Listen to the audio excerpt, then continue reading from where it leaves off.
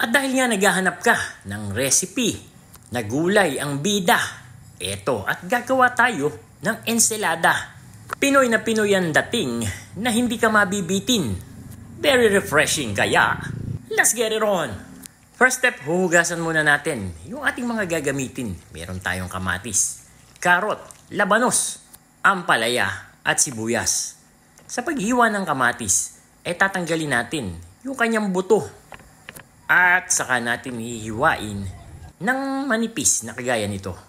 Dahil malaki yung ating labanos, ay hahatiin lang natin ito. Pero kung maramihan naman ang kakain, itodo mo na ang isang malaking labanos. Sa paghiwa, gagayahin lang natin yung ginawa natin doon sa kamatis. Maninipis lang din na kagaya nito. Sobrang sarap ng ensalada na gagawin natin. Yun bang hindi mo sukat akalain na po pwede pala natin gawin? Tingnan mo at magugulat ka pa dito sa aking ipapakita. Sa paghiwa naman ng karot, napakanipis din nung pagkakahiwa natin, pati na ng sibuyas. At dito naman sa ampalaya, matapos nating tanggalin ang kanyang buto, ay ito at hiniwa din natin ng napakaninipis.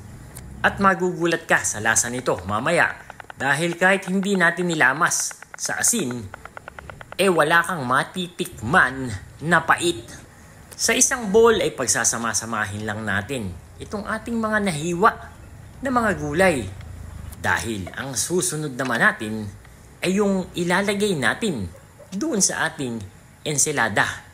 Na baka magulat ka pa dahil magpipirito tayo ng dilis. Tama ang narinig mo. Dilis nga ang ating niluluto. Hindi ba't Pinoy na Pinoy ang dating ng ating ensalada? At para naman sa dressing ng ating ensalada, magpipiga tayo ng kalamansi. Maglalagay ng paminta, garlic powder, at patis labo. Paki-comment mo nga kung sa lugar ninyo meron kang mabibili na patis labo.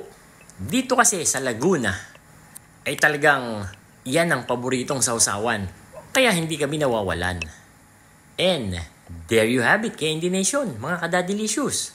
Ito yung ating version ng ensaladang labanos at ampalaya with dilis.